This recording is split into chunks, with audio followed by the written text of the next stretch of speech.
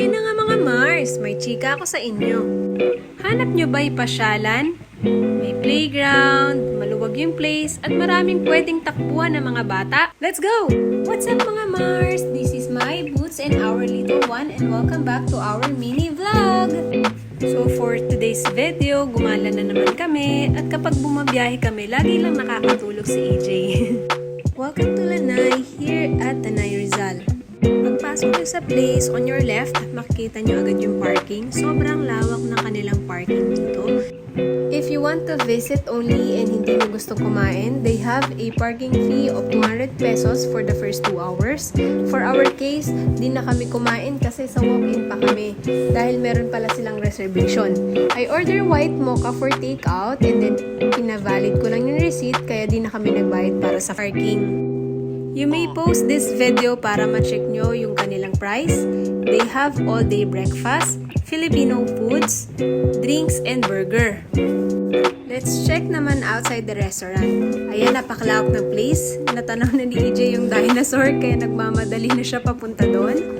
Ayan, akyat na naman ng little one at walang kapaguran. Dito niloloko namin si EJ. Help mo si daddy at ang sabi niya,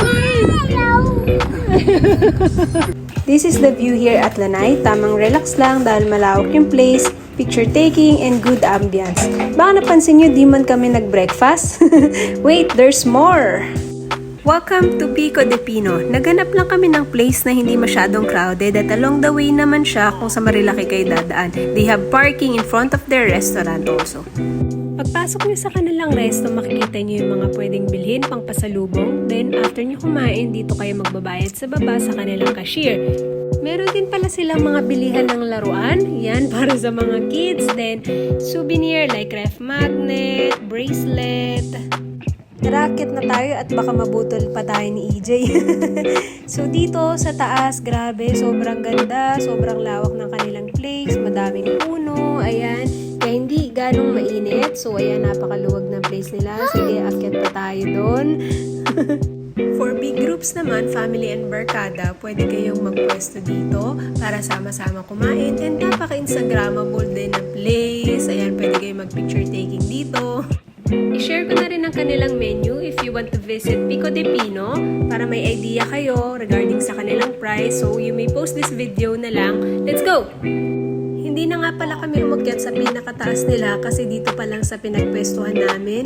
Maaliwalas na, may puno, at ang ganda ng view. So, El Jardin 3, dito kami nagpwesto. So, ayan. As usual, we ordered beef tapa for our breakfast. Kapag kasi umaalis kami, laging beef tapa talaga yung order namin.